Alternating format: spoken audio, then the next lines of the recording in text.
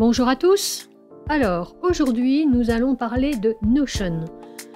Comme vous le savez, j'utilise Notion comme carnet de notes électronique et je voulais vous montrer une manière simple de l'utiliser. Alors, vous allez voir, c'est très facile. Alors, il faut savoir que Notion existe sous forme de site web, mais également sous forme d'application, que ce soit pour Windows ou pour Apple. Voilà, Notion est très pratique parce qu'il est hautement paramétrable et qu'on peut faire des choses vraiment sympas avec. Vous voyez, ici je vais avoir accès au site web, donc qui est notion.com, et surtout il existe des applications de bureau pour Mac et pour Windows. Voilà, donc, ah oui, petite cerise sur le gâteau quand même, il est traduit en français. Alors, quand on clique sur le site web, voilà ce que l'on obtient. Alors vous voyez qu'on peut essayer Notion gratuitement, ou on peut demander une démo, et que vous voyez que Notion est utilisé par beaucoup de grandes entreprises. Dans Notion, vous avez plein de choses. Vous avez des modèles, vous pouvez faire des bases de données, vous pouvez faire plein de choses. Personnellement, moi je l'utilise vraiment comme carnet de notes électronique. Et pour moi, c'est franchement ce qu'il y a de plus simple à utiliser parce que je travaille donc sur un PC, donc avec sous Windows. Je dispose également d'un téléphone sous Android et j'ai un iPad donc sous iOS. Et le fait d'avoir Notion, l'avantage, c'est que ça me permet d'être synchronisé quel que soit le support. Et donc ça, c'est très pratique. Alors, je voulais vous parler de Notion et plus exactement, je vais vous montrer mon Notion, enfin pas tout, il y a des choses qui sont confidentielles quand même. Ma page d'accueil, voilà, hop là. Et là, normalement, je vérifie, oui, vous le voyez. Et donc en fait, voilà, j'ai accès aux pages récemment consultées. Les événements personnellement je l'utilise pas ça parce que j'utilise une autre manière de m'organiser. Comme vous le savez, je suis plutôt une adepte du papier et donc on peut connecter avec Google Agenda et avec d'autres choses, bien entendu. Il y a des vues épinglées, il y a des guides, des modèles Notion. Il y a énormément de modèles qui sont gratuits et ça c'est très intéressant. Et en fait, on peut l'utiliser pour plein de choses. Alors, si vous regardez sur mes côtés, là, j'ai en dehors de mes liens et de la prise de notes rapide, alors on va faire exception de ça parce que je l'ai sorti pour mes étudiants pour le retrouver plus facilement. Mais normalement, ça va faire partie d'une des 4 grandes rubriques qui sont ici.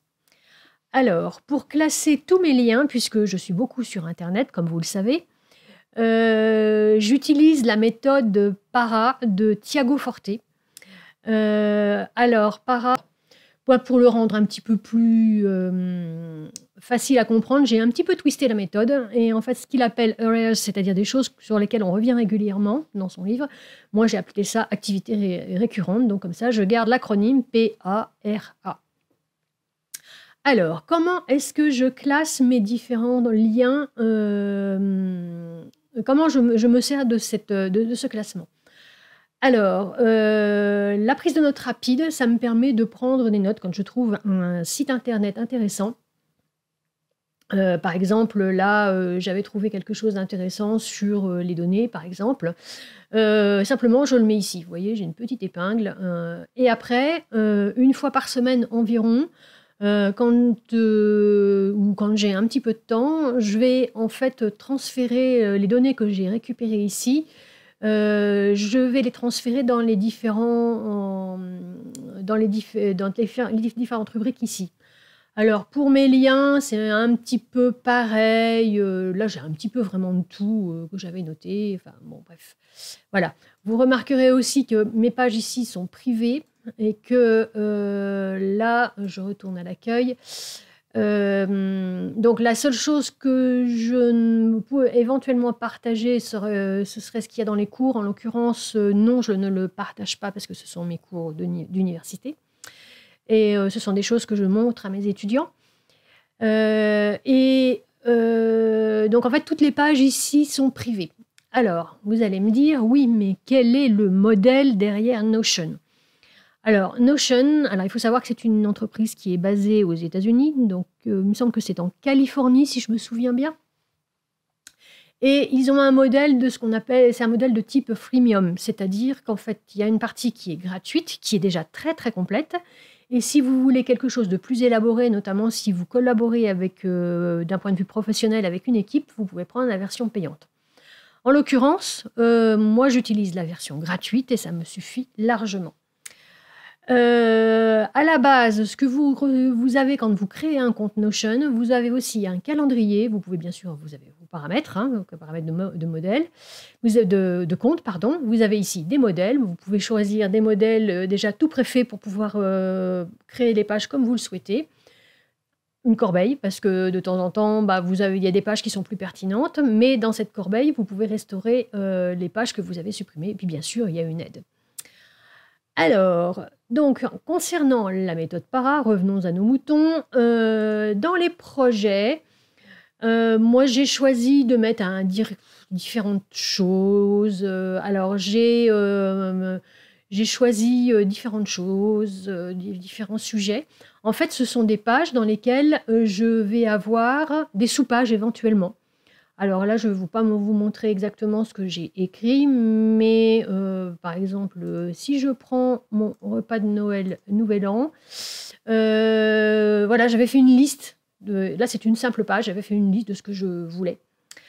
Donc ça, c'est un projet qui est déjà fini. Et en fait, le repas de Noël et Nouvel An, comme vous le savez, c'est passé. Donc, je vais revenir en arrière. Et ce projet-là, maintenant que je n'en ai plus besoin, je vais l'archiver tout simplement. Donc, je vais l'envoyer directement dans mes archives ici. Donc, je vais vous montrer. La manip, elle est assez simple. Ici, vous avez 6 petits points, puis vous avez un plus à côté.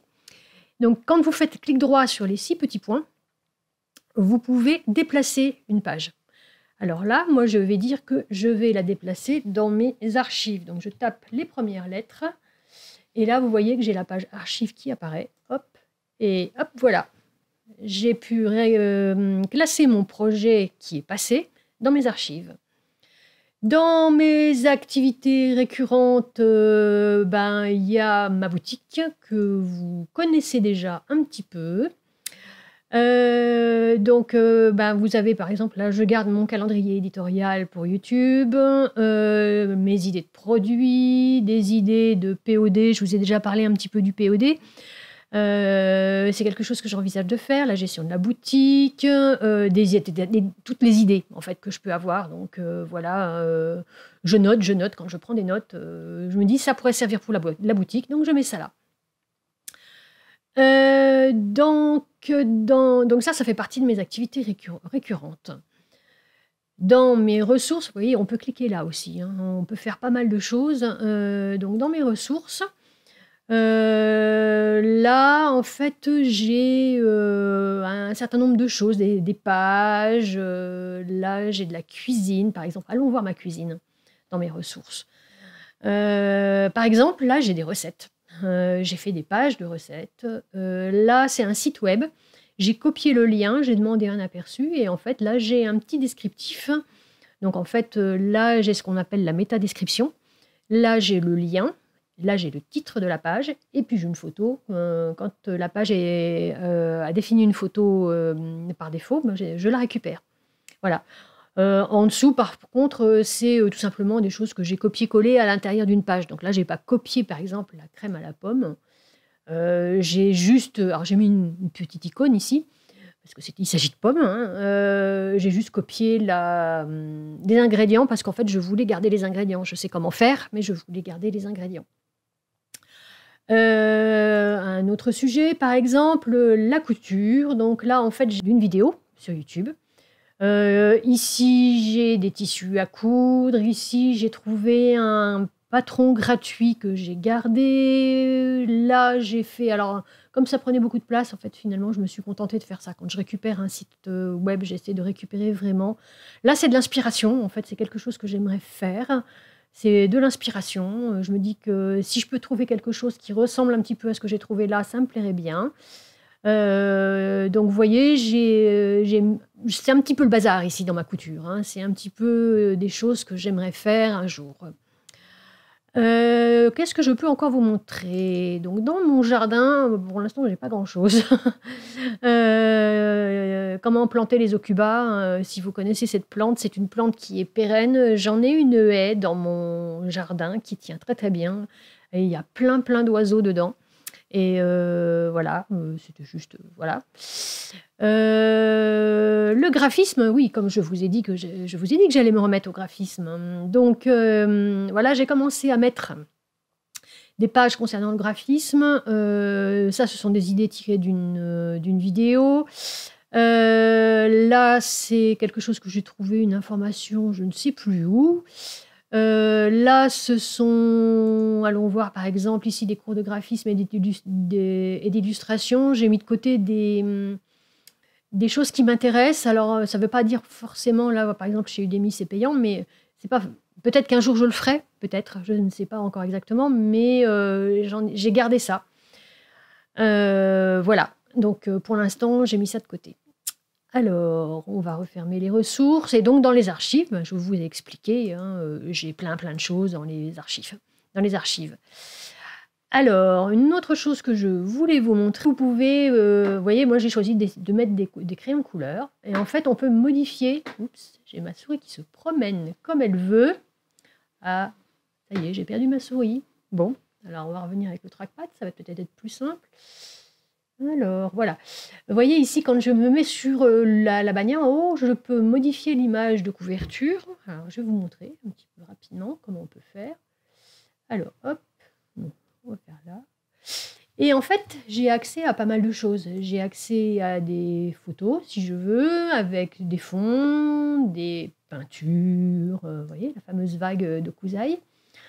Il y avait la laitière de Vermeer un petit peu plus haut, enfin vous voyez, il y a des choses comme ça.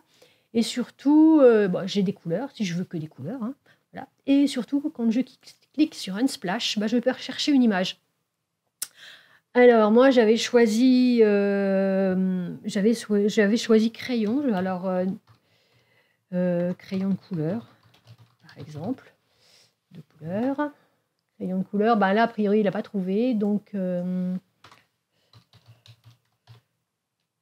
Voilà, là j'ai tapé la requête en anglais. Alors, comme il s'agit d'un site plutôt anglophone à la base, il est peut-être plus simple de faire une recherche en anglais si vous cherchez des illustrations et photos spécifiques. Là, par exemple, j'ai tapé pencils et là, je tombe directement sur les crayons de couleur. Donc, c'est un petit peu ce que je voulais. Hein. Bon, je ne vais pas changer ma photo de toute façon, mais voilà. Et ici, je ne sais pas si vous avez vu, on peut rajouter une icône. Alors, là, je vais... voilà, j'ai tapé en anglais, mais voilà, j'ai mis un petit pinceau. Voilà, une sorte de petite icône. Je peux aussi rajouter des commentaires. Donc, vous voyez qu'en fait, en classant tout ce que vous pouvez trouver sur Internet suivant cette méthode, donc la méthode PARA de Tiago Forte, vous pouvez vous pouvez ranger en fait toutes vos notes. Alors, l'avantage de Notion, c'est que c'est gratuit, que c'est multiplateforme, et que pour le peu que vous avez, enfin si vous avez beaucoup de choses, non, il faudra probablement prendre la version payante. Mais pour la version gratuite, moi, ça fait plusieurs années que je l'ai, et je peux vous dire que j'ai quand même beaucoup de choses dessus et que ça prend pas énormément de place. En fait, c'est une sorte de catalogue de liens qui m'intéresse sur Internet. Donc voilà. De mémoire, il me semble aussi que l'on peut intégrer un lien vers un chemin, vers des documents que vous avez sur votre disque dur ou sur un disque dur externe de votre ordinateur, si vous le souhaitez. Après, si vous bougez le document, bien sûr, le lien ne sera plus juste. Hein. Il faudra de nouveau refaire le lien. Mais voilà. Et donc, comme je vous disais, il y a aussi un calendrier aussi, c'est Notion Calendar. Bon, personnellement, moi, je ne l'utilise pas du tout. Les modèles, etc. Je vous en ai parlé tout à l'heure. Voilà. Donc, la manière dont j'utilise Notion, pour moi, est très simple. Je l'utilise comme un catalogue de liens vers des choses qui m'intéressent, vers des projets qui m'intéressent. ou pour noter des choses comme une recette de cuisine. J'ouvre une page et puis j'écris dedans, tout simplement. Et l'avantage aussi avec Notion, c'est que alors vous avez accès à l'IA, mais je crois que c'est payant, me semble-t-il. Enfin, moi, je l'utilise pas du tout. Il y a une boîte de réception, il me semble que c'est quand vous travaillez en équipe et que vous avez des membres, les membres peuvent vous envoyer des messages via et ça tombe dans votre boîte de réception. Et puis, bien sûr, vous avez plein de choses. Vous pouvez faire autant de pages que vous voulez. Donc, je voulais vous parler de Notion parce que c'est un outil qui est très versatile. Et puis, je voulais aussi vous parler de la méthode PARA, donc la méthode de Tiago Forte. Je vous mettrai le lien en barre de description si ça vous intéresse. Le lien vers le livre ou le lien vers sa chaîne YouTube qui n'est qu'en anglais. Vous pouvez activer le sous-titrage automatique. Bon, par contre, ça ne fait pas des miracles. Clairement, la traduction est parfois un petit peu compliquée. Mais le livre a été traduit en français, donc vous pouvez aller le regarder. Je vous mettrai un lien en barre de description pour vous procurer le livre si ça vous intéresse. Voilà, donc voilà tout ce que j'avais à vous dire sur Notion. C'est quelque chose que je trouve très pratique, moi que j'utilise beaucoup pour moi, que je conseille aussi à mes étudiants pour s'organiser dans leurs différents documents. Il y a beaucoup d'autres fonctionnalités Notion. Là, c'est vraiment, je vous montre la base de la base, bien entendu. Si vous faites une petite recherche sur YouTube, vous verrez, il y a plein de spécialistes de Notion qui l'utilisent de manière beaucoup plus sophistiquée que ce que je vous montre ici. Mais n'hésitez pas à aller vous promener à droite à gauche, faites vos recherches et regardez ce qui vous plaît. Et puis, écoutez, si l'outil vous intéresse, il suffit de créer un compte et ça se fait tout seul. Vous voyez, on peut essayer gratuitement. Ici, on clique, de mémoire, on se retrouve avec un login et un mot de passe. Voilà, donc vous pouvez vous connecter avec une clé d'accès, vous connecter avec un compte Google, avec plein de choses, ou avec une adresse mail, et puis vous créez un mot de passe spécifique, et puis voilà. Et bien sûr, il est traduit en français, ce qui est quand même utile. J'espère que cette vidéo vous a plu. Voici donc un exemple très simple d'utilisation de Notion avec une méthode de rangement de liens que je trouve assez pertinente. Et si vous avez aimé ce contenu, n'hésitez pas à le liker, à le partager. Et si vous voulez d'autres contenus d'organisation, n'hésitez pas à vous abonner à ma chaîne. En attendant, je vous dis à bientôt.